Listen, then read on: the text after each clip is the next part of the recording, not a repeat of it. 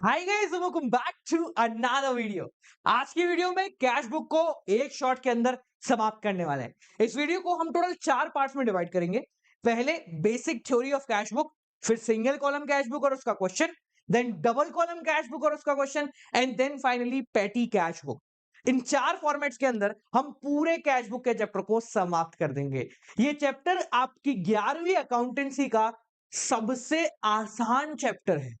जी हां, इससे आसान चैप्टर पूरी क्लास 11th अकाउंट्स के अंदर पैदा नहीं हुआ है, क्योंकि इस चैप्टर को करते समय आपको सिर्फ एक ही कानून ध्यान रखना है, और वो कानून भी आप पहले ही पढ़ चुके हो, और उस कानून का नाम है debit what comes in and credit what goes out. बस इतने से कानून से आप पूरे चैप्टर को खत्म कर दोगे। तो चलो मेरे साथ, अगर आपने चैप्टर पूरा कर रखा है तो करते हैं रिवीजन, और अगर नहीं किया तो करते हैं शुरुआत। चलिए शुरू करते हैं। सबसे पहले अच्छा, मुझे एक सवाल का जवाब देना। उन लोगों से सवाल पूछा जिन्होंने चैप्टर कर लिया है। कैश बुक किसका सब्स्टिट्यूट है, जनरल का या लेजर का? जवाब दो, तब तक हम पढ़ते हैं। सो कैश बुक क्या है? एक ऐसी किताब जो वो सारे ट्रांजैक्शन रिकॉर्ड करती है जो कैश से रिलेटेड होते हैं। सादा भाषा में रोकड़ा वही, यानी कि एक ऐसी किताब जो सिर्फ कैश रिलेटेड ट्रांजैक्शन जानती है। किसी ट्रांजैक्शन में कैश आया है तो लिखना है, कैश गया है तो लिखना है, बाकी कुछ भी हुआ है कुछ नहीं लिखना है। तो ये वो किताब है जो सिर्फ कैश ट्रांजैक्शन को रिकॉर्ड करती है। किसी भी प्रकार के क्रेडिट ट्रांजैक्शन, उधार की ट्रांजैक्शन को इस किताब में रिकॉर्ड नहीं किया जाता। अगर हम बात करें कि भाई इसको बनाने की जरूरत क्यों पड़ी, तो इट इज प्रैक्टिकली इजी कि जनरल बनाना काफी मुश्किल होता है, वो भी उस पर्टिकुलर केस में जहां रोज कई सारे ट्रांजैक्शन होते हैं। तो उस समस्या का क्या कहते हैं उसको, समाधान निकालने के लिए यहां पर कैश बुक की गणना हुई। It is difficult to record all the transaction in journal, and hence it become more convenient कि हम अलग अलग प्रकार की किताबें रखें जनरल के अलावा। यहां पर 2 प्रकार की किताबों के बारे में बात किया गया। एक वो किताब जो कैश ट्रांजेक्शन को रिकॉर्ड करेगी, और एक वो किताब जो नॉन कैश ट्रांजैक्शन को रिकॉर्ड करेगी। यानी बेसिकली कैश बुक एक जनरल का सब्स्टिट्यूट है। अगर आप कैश बुक बनाते हैं तो आपको उन कैश ट्रांजैक्शंस की जनरल बनाने की कोई जरूरत नहीं है। ठीक है, तो जो हमने सवाल पूछा था समझदारों से, जवाब है जनरल का सब्स्टिट्यूट माना जाता है। अब कैश ट्रांजैक्शन के लिए तो कैश बुक है जो हम इस चैप्टर के अंदर पढ़ रहे हैं। नॉन कैश ट्रांजैक्शन के लिए आती है purchase book, sales book, purchase return, sales return, journal proper. ये सब आपके अगले चैप्टर के अंदर है जो हम सब्सिडरी बुक के नाम से जिनको जानते हैं। ठीक है, तो ये नेक्स्ट चैप्टर है, ये हमारा प्रेजेंट चैप्टर है। उन सभी एंट्रीज जिसकी कैश बुक बन चुकी है उनकी जनरल पास नहीं होती है, वो डायरेक्टली लेजर के अंदर पोस्ट होते हैं, और इसलिए इनको कहा जाता है स्पेशल जनरल या स्पेशल पर्पस बुक या फिर सब्सिडरी बुक्स। समझ में आ गया? कैश बुक की एक खासियत है, वो ये है कि ये जनरल एंड लेजर इन दोनों का काम करती है। यानी कि कैश बुक इकलौती ऐसी किताब है जिसको हम जनरल की कैटेगरी में भी डाल सकते हैं, क्योंकि इसके बाद जनरल नहीं बनानी। और कमाल की बात यह है, कैश बुक कैश अकाउंट की तरह ही होता है, इसलिए लेजर भी आपको नहीं बनानी पड़ेगी कैश से रिलेटेड। समझ गए? अब बात करते हैं होती कैसी है, दिखती कैसी है, करती कैसी है। तो कैश बुक क्या है? एक ऐसी किताब जो सारे कैश के और बैंक के ट्रांजैक्शन को रिकॉर्ड करते हैं। बैंक के ट्रांजैक्शन का मतलब आपके बैंक के खाते में जो पैसा पड़ा है वो भी एक तरीके से कैश का ही हिस्सा माना जाता है। तो कुछ कैश बुक्स में बैंक के ट्रांजैक्शन को भी रिकॉर्ड करते हैं। इसका एक ही सिंपल रूल है, अगर रोकड़ा आ रहा है, पैसा आ रहा है, तो उसको डेबिट साइड लिखो, और अगर पैसा जा रहा है तो उसको क्रेडिट साइड लिखो। इसके अलावा कोई कानून नहीं है, कोई रूल नहीं है, कोई लॉजिक नहीं है जो कि आपको दिमाग में रखना है। बस एक ही लॉजिक रखना है, पैसा आ रहा है तो डेबिट, जा रहा है तो क्रेडिट। पर ध्यान रखना कि भैया ऐसा नहीं कि कैश आ रहा है तो हमने डेबिट में टू कैश करके ही लिख दिया, हम नाम दूसरी पार्टी का लिखेंगे। अपन ने जब लेजर पढ़ी थी तो उसमें एक बात सीखी थी कि गलती हमेशा दूसरों की होती है। मेरे खाते में मेरा नाम नहीं आएगा, तो कैश के खाते में कैश वर्ड नहीं लिख रहे होंगे, हम दूसरे व्यक्ति का नाम लिखेंगे। पर लिखेंगे किस साइड? अगर पैसा आ रहा है तो डेबिट, जा रहा है तो क्रेडिट। किसी भी प्रकार का क्रेडिट ट्रांजैक्शन, उधार ट्रांजैक्शन इसके अंदर रिकॉर्ड नहीं किया जाता। समझ में आ गया? यहां तक क्लियर है? अब देखो, कैश बुक बेसिकली दो प्रकार की होती है जो आपको पढ़नी है। एक है सिंगल कॉलम, एक है डबल कॉलम। दोनों में से पहले अपन सिंगल कॉलम को समझते हैं, फिर डबल कॉलम पे चले। Single column cash book.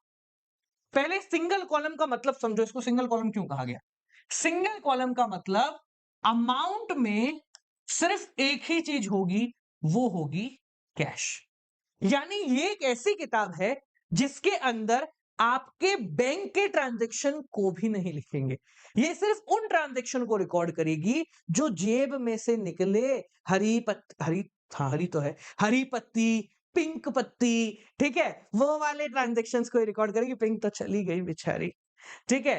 तो यहां पर cash book with single column का मतलब है कि इसके अंदर आप बैंक ट्रांजैक्शन को भी काउंट नहीं करोगे। इसके पहले फॉर्मेट को देखते हैं। तो फॉर्मेट बिल्कुल वैसा ही है जैसे आपके अकाउंट का बनता है लेजर में। मेरी लाइनें थोड़ी टेढ़ी हैं पर बुरा मत मानना। देखो, ये आया डीपीए फॉर्मेट, डीपीए, एंड ये छोटा भाई अपना, ठीक है। तो यहां हम लिखते हैं डेट, यहां लिखते हैं पर्टिकुलर, यहां लिखते हैं अमाउंट। यहां एक छोटा कॉलम है जिसमें हम डालेंगे LF, it means ledger folio. यानी इसका अपोजिट, जैसे मैंने बोला cash to purchase to cash, तो परचेज लेजर में कौन से पेज पे लिखा हुआ है उसका पेज नंबर है ये, ठीक है। डेट, उसके बाद पर्टिकुलर, उसके बाद वापस से एलएफ, देन अमाउंट, ठीक है। यहां लिखेंगे हम कैश बुक और ब्रैकेट में आप लिख देंगे कि ये कैश बुक जो है वो सिंगल कॉलम है, इधर क्रेडिट साइड, इधर डेबिट साइड। बड़ा सिंपल सा है, बहुत इजी है। अमाउंट कैसे लिखना है वो समझेंगे। जब भी आपकी जेब में पैसा आएगा, फर्म के नजरिए सोचेंगे आप, तो फर्म जब भी मनी रिसीव करेगी, कैसे भी करे कोई मतलब नहीं, रिसीव करेगी, तो हम यहां पर लिखेंगे, ठीक है। जब भी रिसीव होगा तो यहां पर लिखेंगे, जब भी पैसा दिया जाएगा तो यहां पर लिखेंगे।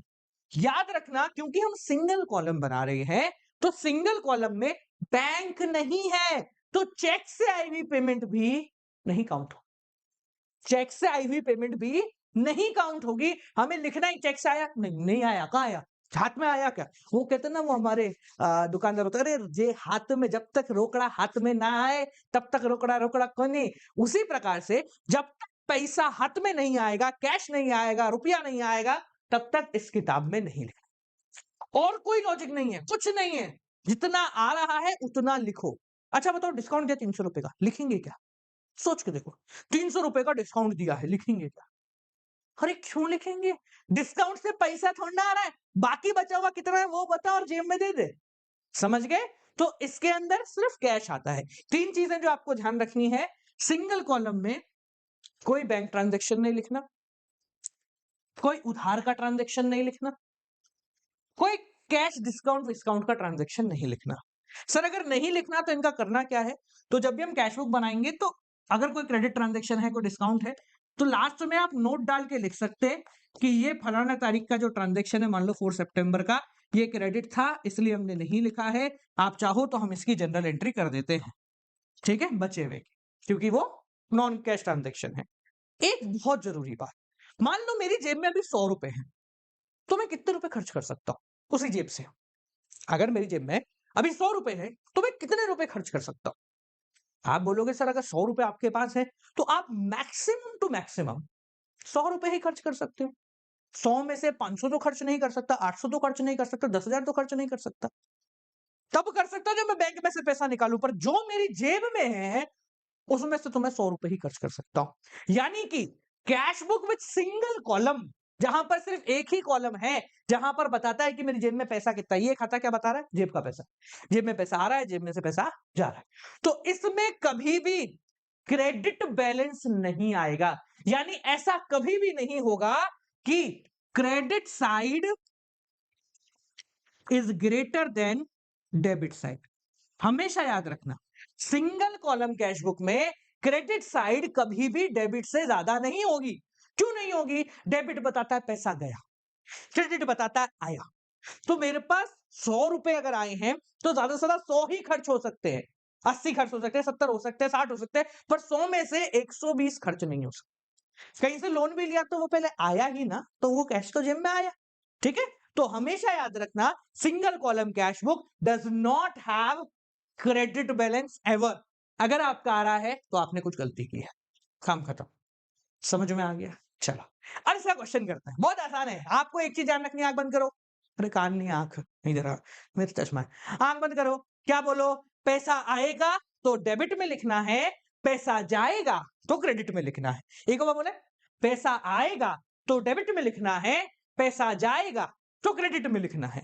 लॉजिक मैंने पहले ही बता दिया कि अगर आप कैश की बात करें तो ये ट्रेडिशनल अप्रोच के हिसाब से रियल अकाउंट में बिलोंग करता है, मॉडर्न अप्रोच के हिसाब से एसेट्स के खाते में बिलोंग करता है। दोनों जगह बढ़ता है तो डेबिट और कम होता है तो क्रेडिट होता है, और इसी वजह से इसका लॉजिक भी यही है। समझ गए? तो आ रहा है तो डेबिट, जा रहा है तो क्रेडिट। चलिए, तो बेहतरीन साहब, मैं आपके सामने क्वेश्चन लेके आया हूं। क्वेश्चन दिखने में काफी ज्यादा बड़ा है, पर जब इसको हम सॉल्व करेंगे तो ये बहुत ज्यादा इजी छोटा हो जाएगा। अगर आपको क्वेश्चन नहीं दिख रहा है तो वीडियो की क्वालिटी को इम्प्रोवाइज कर लो। वैसे तो हम ऐसी टेक्नोलॉजी पे अभी वीडियो बना रहे हैं जहां पर 720p के अंदर भी 4K आउटपुट आपको दिखता है, यानी हम स्क्रीन मिररिंग करके बना रहे हैं, जिससे आपका नेट भी कम खर्च होगा और वीडियो भी आप ज्यादा देर तक देख पाओगे। चलिए, तो पहले तो मैं एक खाली खोखा बना लेता हूं। एक तो मुझसे लाइन क्यों नहीं बनती रंग की, वापस कोशिश करते हैं। ए बन गई। ओके ओके, ठीक है, बढ़िया बड़ा बड़ा बनाते हैं ताकि आपको दिखे। ठीक है जी। डेट का कॉलम छोटा, अमाउंट का कॉलम हमेशा बड़ा बनाना बेटा, क्योंकि यही है जो सबसे बड़ी दिक्कत देता है। ठीक है, फॉर्मेट में लिख देते हैं, डेट पर्टिकुलर अमाउंट। ठीक है, डेट पर्टिकुलर, अरे ये क्या करा, डेट का कॉलम छोटा कर दिया, अमाउंट क्या लिखते हैं, एलएफ, यहां भी लिखते हैं एलएफ, यहां बनाते हैं कैश बुक। ठीक है जी, ये हो गया आपका क्रेडिट साइड, ये हो गया आपका डेबिट साइड। कोई लॉजिक नहीं लगता है, बस एक ही लॉजिक है, पैसा देखो आ रहा है या जा रहा है, काम खत्म। सबसे पहले, Sameer comments business with cash. Sameer ने धंधा शुरू किया है कैश से, तो कंपनी के नजरिए से, फर्म के नजरिए से समीर पैसा लेकर आया है, कैपिटल लेकर आया है, तो पैसा आ रहा है। पैसा आएगा तो हम लिखेंगे यहां पर, किस नाम से लिखेंगे? कैपिटल के नाम से लिखेंगे, क्योंकि समीर कंपनी का मालिक है। कितना लाया है? 65,000 रुपए। हे भगवान, कैलकुलेशन करने को मत बोलना मेरे को। आज मैं अगर कैलकुलेटर इस्तेमाल करूं तो बुरा मत मानना, वैसे कोशिश करूंगा नहीं, क्योंकि मुझे अमाउंट थोड़े अटपटे से लग रहे हैं।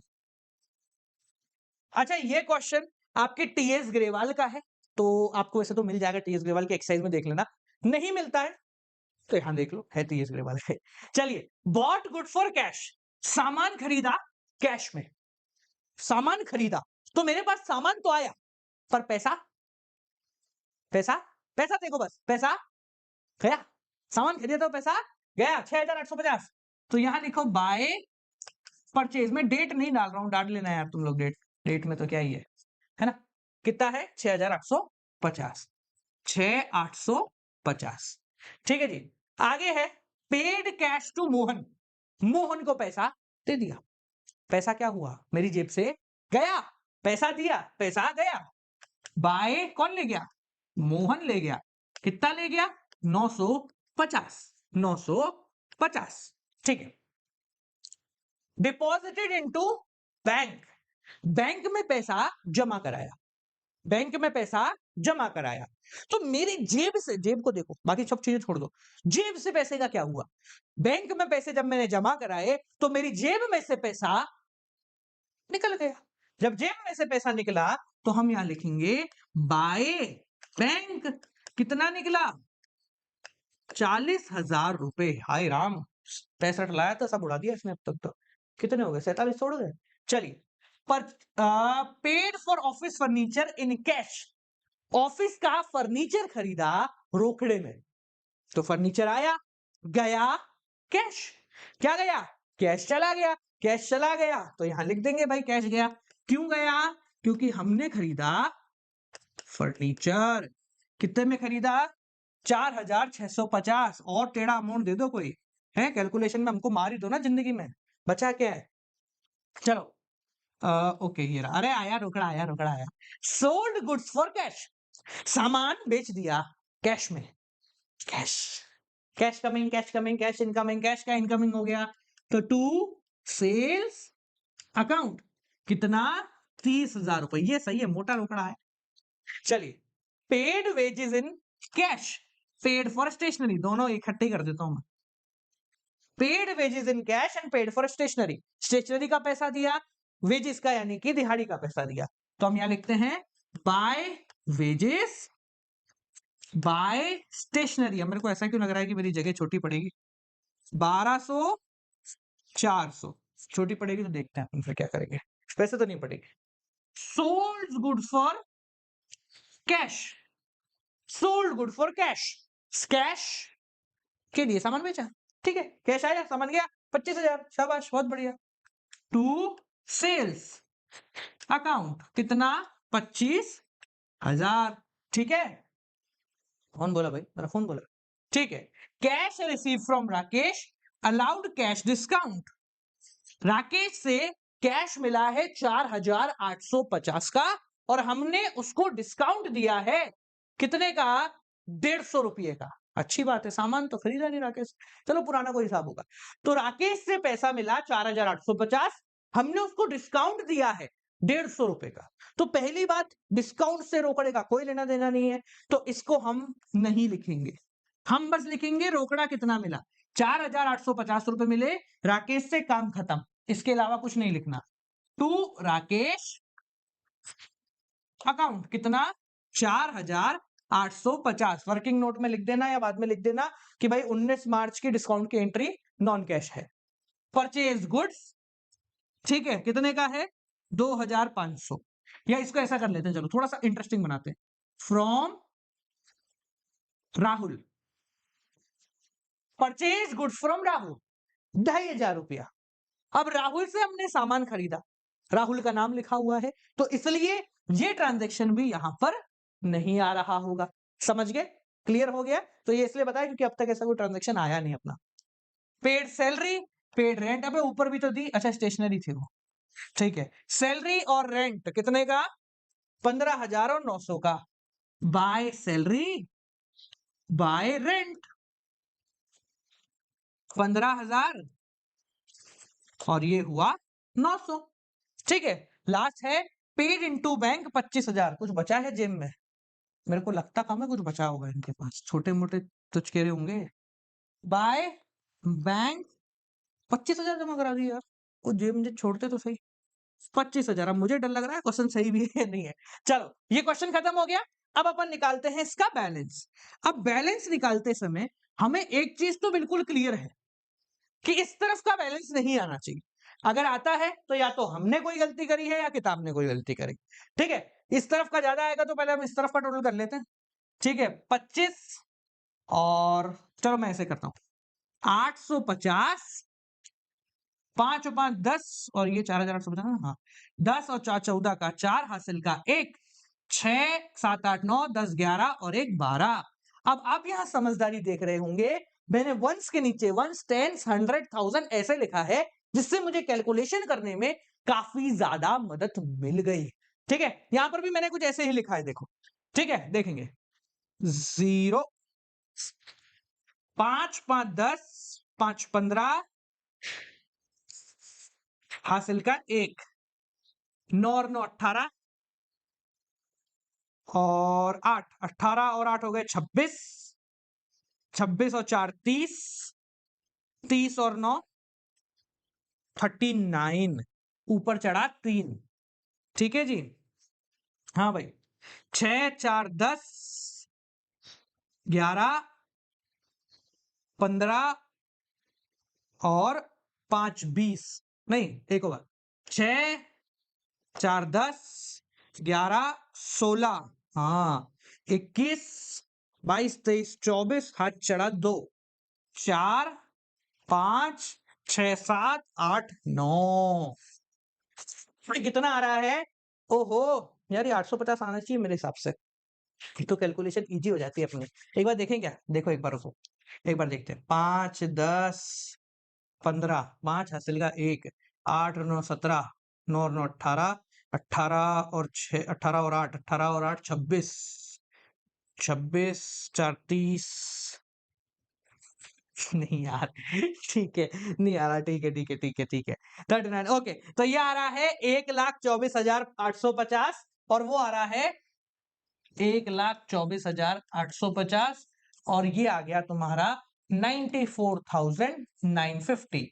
ठीक है, तो ये हो गया 0 0, ये हो गया 18, तो बचा 9, ये बच गया 9 और ये बच गया कितना है? 1 2 29,900 रुपए। क्या आया? 29,900 रुपए।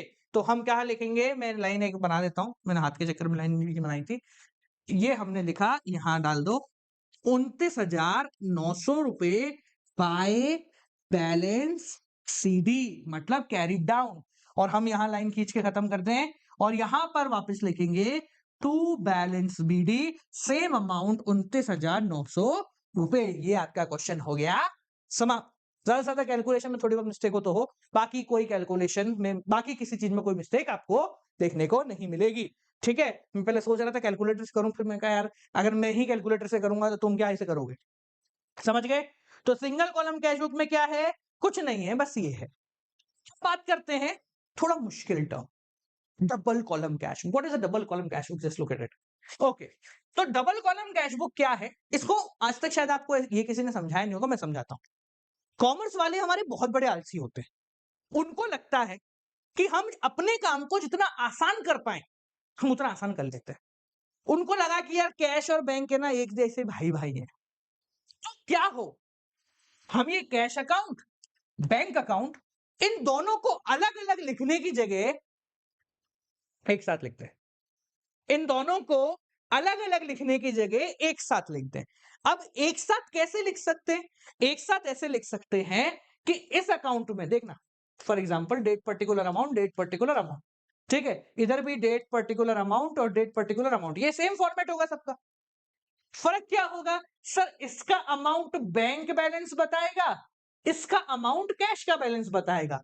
तो हमने क्या किया, अपने काम को आसान करने के लिए दो खातों की जगह एक खाता बनाने की ठानी। बस फर्क ये कर दिया कि उस खाते के अंदर दोनों खातों को मिक्स कर दिया, खिचड़ी बना दी। क्या बना दी? खिचड़ी। ध्यान से देखना, ये हमारा वो फॉर्मेट, ये ज्यादा छोटा बन गया, नहीं ज्यादा छोटा बन गया, थोड़ा बड़ा बनाते हैं इसको। ठीक है, देखो डेट पर्टिकुलर एलएफ, ये as it is date particular LF, ये सेम है। बस हमने क्या करा, दोनों खातों को मिक्स कर दिया, तो अब अमाउंट में एक की जगह दो कॉलम बन गए, एक कैश का कॉलम, एक बैंक का कॉलम। क्या बना? ये अमाउंट है इधर का और ये भी अमाउंट है इधर का। ठीक है, तो हमने क्या करा है, बस दोनों खातों को मिक्स कर दिया है, बाकी कुछ भी नहीं है। ये दो अलग अलग खाते हैं जो मिक्स पड़े हैं, इकट्ठे पड़े हैं। और इकट्ठे क्यों पड़े हैं? क्योंकि हम थोड़े से आलसी हैं, इसलिए हमने दोनों को एक साथ मिलकर बना दिया, बस और कुछ भी नहीं। तो उस किताब में और इस किताब में फर्क क्या है? कोई फर्क नहीं है। ट्रांजेक्शन सब सेम तरीके से होंगे, एंट्रियां सब कुछ सेम होंगी, बस फर्क ये होगा कि अब अगर आप कोई बैंक का ट्रांजैक्शन करते हैं तो वो भी इसमें आ जाएगा। पर सर एक बात बताओ, पता कैसे चलेगा कि कौन सा कैश में जा रहा है, कौन सा बैंक में जा रहा है? तो बहुत आसान है। मैंने आपको बोला कि सामान बेचा कैश के लिए, तो हम यहां लिखेंगे टू सेल्स, अमाउंट लिखेंगे कैश के कॉलम में। अब मैंने बोला सामान बेचा पर पेमेंट चेक से हुई, तो हम यहां लिखेंगे टू सेल्स, और अमाउंट लिखेंगे बैंक के कॉलम। समझ गए? तो ये और ये दोनों बन गए सरकारी खाता। क्या बन गया? सरकारी खाता। यानी बैंक का हो या कैश का हो, दोनों ही लिखना है, या तो इधर या इधर। बस पता कैसे चलेगा कि ये बैंक में जा रहा है, ये कैश में जा रहा है? यहां लिखे हुए अमाउंट से। अगर कैश के कॉलम में लिखा है तो कैश में जा रहा है, बैंक के कॉलम में लिखा है तो बैंक में जा रहा है। सिमिलरली क्रेडिट साइड, कैश के कॉलम में से लिखा है मतलब कैश में से पैसा निकल रहा है, बैंक में लिखा है तो बैंक में से पैसा निकल रहा है। इसके अलावा कुछ भी नहीं है, सब कुछ सेम है। समझ में आ गया?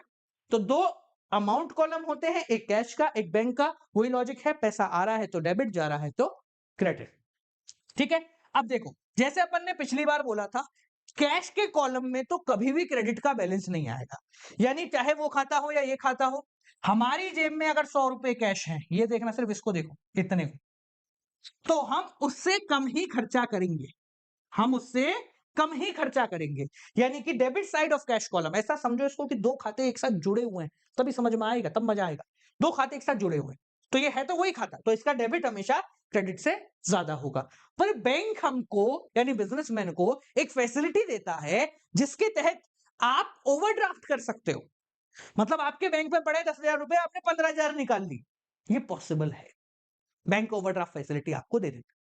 ठीक है? तो बैंक का बैलेंस कुछ भी आ सकता है, डेबिट साइड भी क्रेडिट साइड भी। डेबिट साइड आ रहा है मतलब डेबिट साइड ज्यादा है, इसका मतलब क्या है कि पैसा खाते में पड़ा हुआ है। क्रेडिट साइड ज्यादा आ रहा है मतलब पैसा कम है, बैंक से ओवरड्राफ्ट आपने ले रखा है। समझ गए? जबकि कैश हमेशा डेबिट बैलेंस देगा। क्लियर हो गया? अब इस खाते में क्योंकि दो खाते मिक्स हैं, तो एक दो जगह कुछ गड़बड़ आएगी। क्या आएगी? गड़बड़। गड़बड़ कैसे? पैसा बैंक में जमा करा दिया, अब क्या करोगे? आपने पैसा बैंक में जमा कराया तो कैश में भी फर्क पड़ा और बैंक में भी फर्क पड़ा, यानी एक ही एंट्री में दोनों चीजें हिल गई।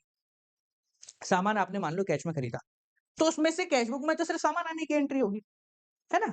पर बैंक में जब पैसा मैंने जमा कराया तो पैसा गया, अच्छी बात है, लिख दिया, इसमें लिखना पड़ेगा।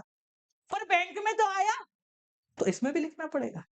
यानी कि कुछ एक दो ऐसे ट्रांजैक्शन है, क्योंकि दो खाते मिक्स हैं, तो एक दो ऐसे ट्रांजैक्शन है जो सिर्फ इन्हीं दोनों खातों को इफेक्ट करते हैं। जैसे पहला, कैश डिपॉजिट इन बैंक, इसकी जनरल एंट्री करो, एंट्री होगी बैंक टू कैश, लो फंस गए। इसका भी खाता अपने पास अवेलेबल है, ये रहा बैंक बैंक, और इसका भी खाता हमारे पास अवेलेबल है। यानी कि ये एक ऐसी एंट्री है जिसकी दोनों साइड हमें लिखनी पड़ेगी। तो डबल कॉलम कैश बुक में ऐसी एंट्री जिसकी दोनों साइड हमें लिखनी पड़ती है, उनको हम बोलते हैं कॉन्ट्रा एंट्री। क्या बोलते हैं? Contra entry. समझ गए? कॉन्ट्रा एंट्री मतलब ये वो एंट्री है जो दोनों साइड इंपैक्ट डालती है। दोनों खाते हमारे ही हैं, दोनों खाते हमने ऑलरेडी बना रहे हैं, इसलिए दोनों साइड अमाउंट में फर्क डालेगी। अब क्या होता है, बच्चे इससे डरते हैं कि सर हमें ये नहीं आती करनी। चलो देखो कितना आसान है, लोग पता नहीं क्यों ही डरते हैं। मैं कितनी आसानी से समझाऊंगा, ध्यान से देख। बहुत आसान है, अगर आप समझना चाहोगे तो चुटकियों में समझ जाओगे। देखो टुकड़ों में पढ़ते हैं। Cash deposited into bank, bank में पैसा जमा कराया, मान लेते हैं 1,000 रुपए। कितने? 1,000।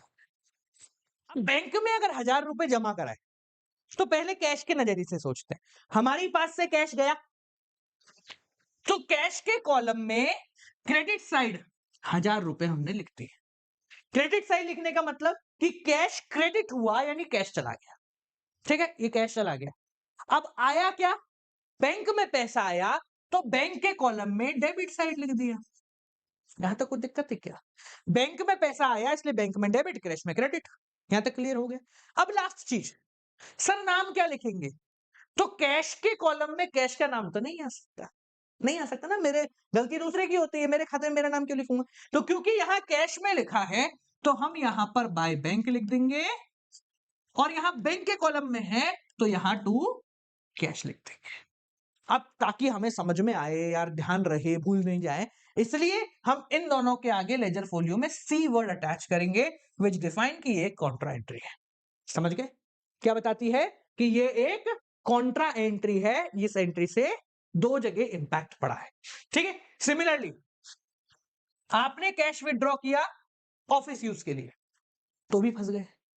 ऑफिस यूज के लिए कैश विड्रॉ किया तो बैंक में से पैसा निकला और आपकी जेब में आ गया, तो कैश टू बैंक हो गया।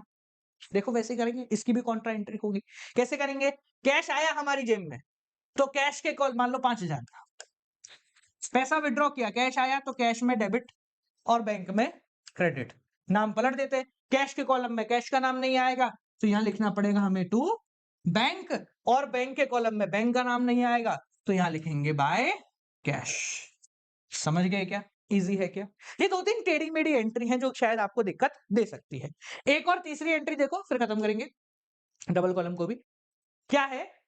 कैश चेक, कहां गया रे, भूल गया, ये रहा। हाँ, when a check is received but not deposited on same day। क्या होता है? जैसे मैंने बोला सेल्स करी आपने थ्रू चेक, तो आप क्या लिख देते हो कि यार डायरेक्टली बैंक में पैसा डाल गया, काम खत्म हो गया।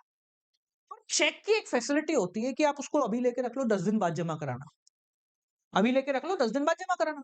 ये कर सकते हो कि नहीं कर सकते हो आप? पॉसिबल है ना? तो जब हम थोड़े आलसी होते हैं और चेक अभी लेके थोड़े दिन बाद डिपॉजिट कराते हैं, तो उस केस में क्या एंट्री करेंगे? तो क्योंकि हम भूल ना जाए, इसलिए ध्यान से समझना, इसलिए फॉर एग्जांपल हम यहां लेते हैं, एक एंट्री लेते हैं कि हमें राम से चेक मिला 10,000 का 25 तारीख को, और हमने वो चेक बैंक में डाला 28 तारीख को। 25 तारीख को चेक मिला, आपने 28 को डाला बैंक में, मिला आज है, डाला 28 को है, 3 दिन बाद। तो हमें क्या करना पड़ेगा? पहली बात तो 25 का चेक हम भूल ना जाए, इसलिए 25 की तारीख में हम पोस्ट नहीं करेंगे, क्योंकि पैसा तो 28 को बनेगा, अभी तो सिर्फ चेक पड़ा है हमारे पास, कैश तो आया नहीं। तो 25 की तारीख में हम एक एंट्री करेंगे, वो करेंगे चेक इन हैंड। क्या करेंगे? Cheque in hand to Ram. इसको कैश बुक में कहीं पोस्ट नहीं करना है, क्योंकि इससे पैसा नहीं आ रहा है। कितने का? 10,000। ये अलग से हमने एंट्री पोस्ट कर दी। क्या? Cheque in hand to Ram. इसका कैश बुक में कोई लेना देना नहीं है, यानी इस तारीख पर चेक बुक में कोई एंट्री नहीं होगी। पर जब 28 तारीख को हम डिपॉजिट कराएंगे तो हम एंट्री जरूर करेंगे, और उस समय जो एंट्री होगी वो होगी ये bank account debit to cheque in hand. क्या होगी? Cheque in hand.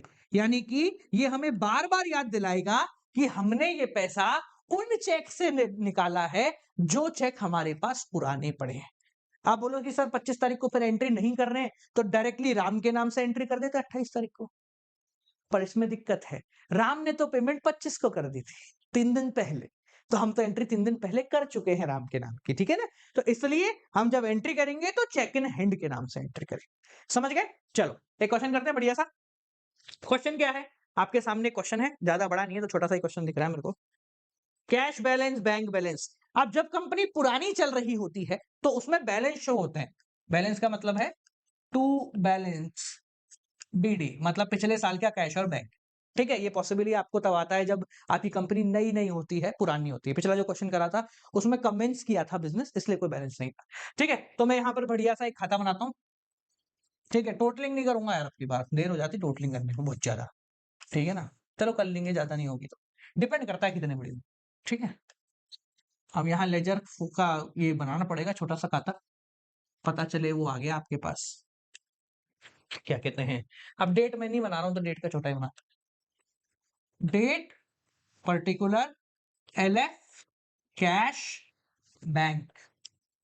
ठीक है, date particular LF cash bank, ये क्रेडिट, ये आया जनाब डेबिट, और ये रहा आपका ऊपर, और इसको हम लिखेंगे कैश बुक डबल कॉलम। ठीक है जी, चलो शुरू करें। बस एक ही चीज ध्यान रखनी है, पैसा आया तो डेबिट, पैसा गया तो क्रेडिट। चलिए शुरू करते हैं। सबसे पहले है कैश बैलेंस और बैंक बैलेंस। फटाफट बताओ, कैश बैलेंस, बैंक बैलेंस। अब बैलेंस हमेशा कैश का कैसा होता है? डेबिट, और बैंक का मेंशन नहीं है तो हम मानेंगे भैया फायदा ही है हमारा। तो मेंशन होता अगर ओवरड्राफ्ट होता तो टू बैलेंस सीडी, सीडी क्या बीडी, और मैं एक ही साथ लिख देता हूं, दो दो खाते को क्यों खराब करूं मैं। 5,000 रुपए, थोड़ा ऐसे लिखेंगे इसको ताकि टोटलिंग अगर हम करें तो आसान रहे। और 17,500 रुपए। एक सेकेंड, एक मिनट मुझे देखने दो, लाख के ऊपर का तो अमाउंट नहीं है ना, ठीक है, ताकि क्या है उस हिसाब से लिखें। 17,500, ठीक है, ये हमारा बैलेंस आ गया। अब देखते हैं पैसा आ रहा है तो डेबिट, जा रहा है तो क्रेडिट, जैसे आ रहा है वैसे लिखेंगे। Cash received from the sale of personal asset and deposited in the bank. अच्छा ठीक है, कैश आया और हमने इंस्टेंटली बैंक में जमा करा दिया, कैश आते ही जमा करा दिया इंस्टेंट, तो हम मानेंगे डायरेक्ट ही बैंक में गया, झूठ पे में पता नहीं बैंक में डाल दिया सीधा। देखो इसके दो काम हो सकते हैं, या तो आप पहले पैसा लो तो हम है ना टू सेल कर देंगे और फिर काम करेंगे, ठीक है, या फिर क्या करो आप बैंक में जमा करो। अब यहाँ एक छोटी सी चीज है जो शायद आपने मिस कर दी होगी, देखो पन पकड़ते हैं। Cash received from the sale of personal asset, personal asset से और राम फंस गए, तो पर्सनल एसेट से पैसा आया है तो फर्म को क्या लेने देना। नहीं मैं कंपनी चला रहा हूं पर मैंने घर का सामान बेच के पैसा बना लिया, उससे क्या लेने देना। मकसद ये है कि हमने डायरेक्टली इसको बैंक में जमा करा दिया, यानी कि पर्सनल पैसा बैंक में जमा कराया, तो ये कैपिटल कहलाएगा। कैपिटल का मतलब क्या होता है, धंधे में पैसा डाला, तो आपने पर्सनल एसेट बेच के पैसा बनाया, उससे हमें कोई लेना देना नहीं, उसको तो बोल दो, छोड़ दो। हमने पैसा बैंक में जमा करा दिया, फर्म की नया पैसा, कौन सा नया पैसा, क्योंकि ये बैंक का सामान, फर्म का सामान नहीं था, डायरेक्टली पैसा हमने बैंक में जमा कराया। तो हम यहां लिखेंगे टू कैपिटल और 5,000 रुपए हमने बैंक में कैपिटल के फॉर्मेट में डाल दिए। कहां से डाले, कहीं से भी लाया होगा मैं अपनी जेब से, ठीक है। देखो cheque received as advance against the sale paid into bank, cheque मिल गया है आपने बैंक में जमा करा दिया है, क्योंकि बैंक में जमा करा दिया तो आप यहां इसको टू सेल्स करके डाल देंगे 50,000 रुपए, ठीक है जी। चलो paid S Bose by cheque, आपने एस बोस को पेमेंट करी है चेक से, चेक से पेमेंट करी है तो बैंक के कॉलम में आएगा, तो बाय एस बोस, ठीक है, बैंक के कॉलम में डाल देते हैं, कितना है 12,500, ठीक है। बस ये कॉलम कौन सा है आपको ये ध्यान रखना है। डिस्काउंट रिसीव्ड, तो डिस्काउंट हुआ तो हम क्या करें, हमें कोई मतलब नहीं। Paid wages in cash, wages लिए कैश में पेमेंट किया, तो बाय वेजेस, और आप यहां पर कैश में पेमेंट कर देंगे, कितना है वेजेस 3,000 रुपए, ठीक सा। Received a cheque from A Mukherjee and sent it to bank, उसी दिन ए मुखर्जी से चेक आया, अपने बैंक में जमा करा दिया, ठीक है साहब। तो टू ए मुखर्जी और हमने बैंक में पैसा डाल दिया, कितना डाला 6,000, बैंक में बहुत पैसा आ रहा है भैया, क्या चक्कर है, आगे बढ़ते हैं। ड्रॉन फ्रॉम बैंक, हाय हाय ये आया, बैंक से पैसा निकाला है, तो देखो कॉन्ट्रा एंट्री बन गई है, तो कॉन्ट्रा एंट्री बन गई, कॉन्ट्रा एंट्री बन गई भैया, कॉन्ट्रा एंट्री। चलो क्या है, ड्रॉन फ्रॉम बैंक, बैंक से पैसा निकाला, तो बैंक से तो पैसा गया, कितना है 5,000 ना, बैंक से पैसा गया तो बैंक के क्रेडिट में, चेक में कैश में पैसा आया तो इसके डेबिट में, कैश के खाते में बैंक का नाम और बैंक के खाते में कैश का नाम, कॉन्ट्रा कॉन, समझ गए। बैंक से पैसा निकाला तो कैश आया, इसलिए कैश का डेबिट, बैंक का क्रेडिट। नेक्स्ट देखो, paid office salary in cash, ज्यादा पैसे आ गए इसके पास, बाय सैलरी 4,000 रुपए आपने दे दिया, भाई पैसा है तेरे पास, 3,000 रुपए और बचे होंगे मुश्किल से। Sold good in cash and banked at same date, अब देखो ये बड़ा इंटरेस्टिंग है, आपने कैश में सामान बेचा और उसी दिन उस पैसे को जमा करा दिया। अब इससे आप दो तरीके से एंट्री कर सकते हो, जो अपन यहां पे देख रहे थे ना, ये तो पर्सनल एसेट था इसलिए अपन ने इसको कैपिटल लिखा, पर सेम चीज हमने यहां पर आपकी पर्सनल एसेट नहीं, कैश में सामान बेचा और इंस्टेंटली पैसा बैंक में जमा करा दिया। तो दो काम आप कर सकते हो, पहला आप टू सेल्स करके कैश में लिखो और फिर एक कॉन्ट्रा एंट्री करके बैंक में जमा कराओ। क्या करो, एक तो आप टू सेल कर दो कि भाई पैसा आ गया, ठीक है, और उसके बाद एक और एंट्री करो जिसमें आप वो पैसा बैंक में जमा कराते हुए दिखाओ। हम थोड़े समझदार हैं, हम आलसी हैं, हम मानते हैं कि अच्छा इंस्टेंटली जमा करा दिया बैंक में, कैश आया था क्या मेरे पास, मैं ऑफिस आया तक तो था ही नहीं, डायरेक्ट बैंक में चला गया, मैं मान लूंगा कि ये पैसा डायरेक्टली बैंक में ही आया है, तो हम यहां लिखेंगे टू सेल्स 8,000 रुपए बैंक में आए हैं साहब, कैसा है मुझे नहीं पता, देखो डायरेक्टली आ गए होंगे, क्योंकि हमने उसी दिन जमा करा दिया, तो इट इज क्वाइट क्लियर कि यार उसी दिन जमा कराया हमने, ठीक है ना। Last, rent paid by cheque 1000 रुपए, बाय रेंट 1000। अब भाई पहले मैं सोच रहा था इसकी क्या कहते हैं टोटलिंग नहीं करूंगा, पर अब ये आसान दिख रहा है तो मैं कर लेता हूँ टोटलिंग, ठीक है ना। देखो, तो पहले कैश का करते हैं जिसका बाय डिफॉल्ट आना चाहिए डेबिट बैलेंस, और मुझे दिख भी रहा है कि डेबिट ही है। तो इधर है 10,000, हल्की छोटी मोटी फॉर्म है तो, इधर भी है 10,000, इधर है 7,000, तो ये आ गया 3,000 by balance CD carried down closing, ठीक है। अब यहाँ पर भी ऑब्वियसली बात है, दिख रहा है आपको बहुत ज्यादा पेमेंट आई है आपके पास, तो देखते हैं, देखो। ओके, तो 17 5 22, 22 और 6 28, या 22 है ना, 22 30 36, 36 और 50 86, 86 500, ठीक है जी। टोटलिंग देख लेना एक बार, 17 5 22, 22 और 8 हो गया 30, 30 और 50 हो गया 80, 80 और 86 500, इधर भी लिख देते हैं 86 500, ठीक है। 86 500 में से ये गए 12 15 17 18, 18 500 चले गए, ठीक है। 18 500 गए 86 500 में से, तो कितने 500 500 पिट्टोस, ये हो गया 0, और ये कितना बचा 16, 16 हो गया 8, कितना 68,000, ठीक है जी। 68, ओके ओके ओके, ठीक है। तो हम यहां पर लिखेंगे टू बैलेंस बीडी, कितना आ रहा है 3,000 हमारे पास कैश में है और 68,000 बैंक में है। ये क्या है, अगले साल का कैश और बैंक बैलेंस। समझ गए क्या, क्लियर हो गया क्या, आसान है, इजी है, इंटरेस्टिंग है कैश बुक, बहुत ज्यादा इंटरेस्टिंग है। एक बार देखो फिर पेटी कैश करेंगे, फटाफट देखो, then will do petty cash book.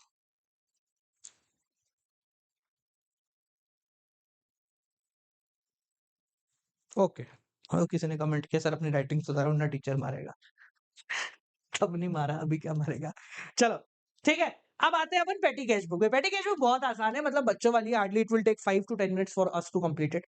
What is petty cash book, to be clear, क्या है पेटी कैश बुक। सादा भाषा में, मान लो मेरा बहुत बड़ी कंपनी है, बहुत अच्छी खासी कंपनी चल रही है, तो मैं चाय पानी स्टेशनरी पेन पेंसिल इनके बारे में दिमाग लगाऊंगा क्या, नहीं लिखाऊंगा। पर इसका मतलब ये भी नहीं है कि मैं इनके खर्चे फ्री कर दूं, अरे लो जितना लेना खरीद लो, नहीं करते।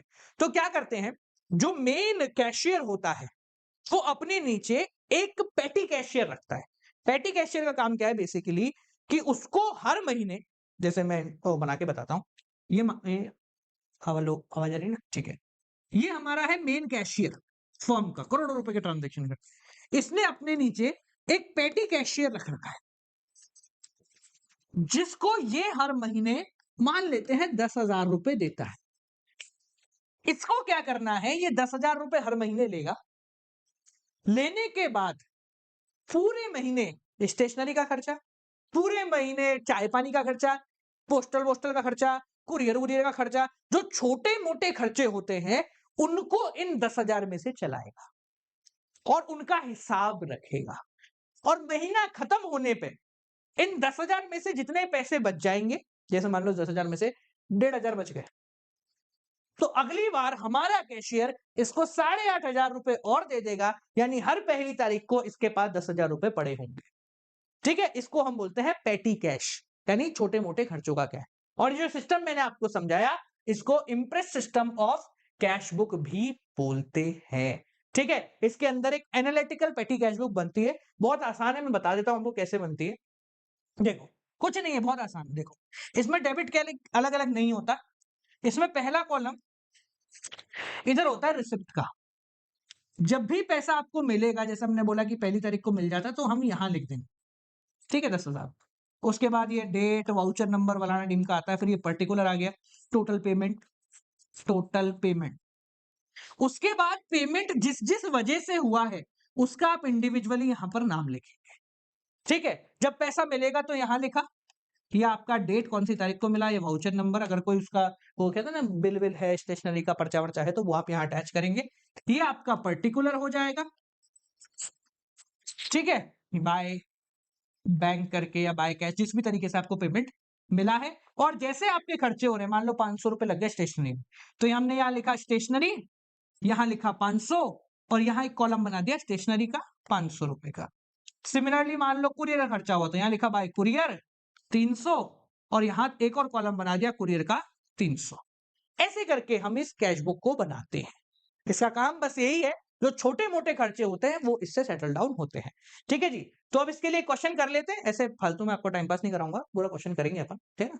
ये मान लो हमारे पास एक सामने है बढ़िया सी 20,000 रुपए इसको मिल रहे रईस आदमी है, ठीक है। देखें भाई, तो ये आपके पूरे महीने के ट्रांजेक्शन है छोटे मोटे, जिसके लिए आपको एक एनालिटिकल कैश बुक बनानी है। तो मैं यहां पर एक एनालिटिकल कैश बुक का बढ़िया सा खाता बना देता हूं, ले साहब, ठीक है। ये रिसिप्ट, ये डेट, ये वाउचर नंबर, ये पर्टिकुलर थोड़ा बड़ा बनाते हैं, थोड़ा दिखे, है ना, पर्टिकुलर, उसके बाद टोटल पेमेंट, उसके बाद इंडिविजुअल पेमेंट, वो जैसे जैसे अपना खाता बनेगा वैसे वैसे अपन करेंगे। ये है रिसिप्ट, ये तारीख, ये वाउचर नंबर, ये पर्टिकुलर, ये टोटल पेमेंट, और इसके बाद अपन समय आने पे यूज करेंगे। देखो क्या है, सबसे पहले हमें मिले हैं 20,000 रुपए इन कैश, ताकि हम पूरा महीना चलाएं। तो हम यहां लिखेंगे टू कैश, हमें मिले हैं 20,000 रुपए, ठीक है। फर्म के लिए तो पैसे गए तो इसलिए टू कैश हुआ है, ठीक है जी। अब क्या करना है, पूरे महीने से पैसा खर्च करना है। तो सबसे पहले कहां खर्च हुआ, पेड फॉर पोस्टेज, पोस्टेज का खर्चा लगा 1600 का। तो हमने यहां लिखा बाय पोस्टेज, कितना, टोटल पेमेंट 1600, और एक खाता बनाया पोस्टेज का जिसमें हमने लिखा 1600। सवाल आता है कि सर ये खाता क्यों बनाया। ये खाता इसलिए बनाया क्योंकि मान लो पूरे महीने में 6-7 पोस्टेज आए, तो एटलीस्ट हमें पता होना चाहिए कि टोटल पेमेंट में से पोस्टेज पोस्टेज की कितनी पेमेंट हमने कर दी है, इसलिए खाता बनाते हैं इनका। पेड फॉर स्टेशनरी 1000 रुपए, तो हम लिखेंगे बाय स्टेशनरी 1000 रुपए, और यहां एक स्टेशनरी का खाता और बना दिया 1000। अब ये बनाने के बाद अगर कोई स्टेशनरी और खरीदी है तो वो भी इसी के अंदर आएगी, अलग से उसका नहीं बनेगा। वेजेस, कैरेज और convenience, carriage convenience wages travelling, अच्छा ये इसी में काउंट हो जाएगा। चलो, वेजेस और कैरेज 800 एंड 600, तो बाय वेजेस बाय कैरेज 800 600, तो यहां चलो छोटा बन गया, ये लिखा बाय वेजेस कैरेज 800 कैरेज 600, ठीक है। अगला क्या है, कन्वेंस ट्रेवल एक्सपेंस, इन दोनों को मैं ट्रेवलिंग में डाल रहा हूं, ठीक है। और ऑफिस क्लीनिंग कुरियर रजिस्टर्ड, अब क्योंकि देखो अपने पास ज्यादा अमाउंट नहीं, ज्यादा जगह नहीं बची है, तो मैं एक जगह बस ट्रेवलिंग डाल देता हूं और बाकी जगह में लिख देता हूं मिसलीनियस। मिसलीनियस का मतलब बाकी छोटे मोटे खर्चे जिनको मैं जरूरी नहीं समझता कि मैं यहां पर दिखाऊं, ठीक है। तो इन दोनों को उसमें डाल देते हैं, by conveyance by travelling expenses, कितना है भाई 880 और 3200, ठीक है जी। तो यहां लिखते हैं 880 एंड 3200, ठीक है जी। For office cleaning courier and registered notice, ठीक है।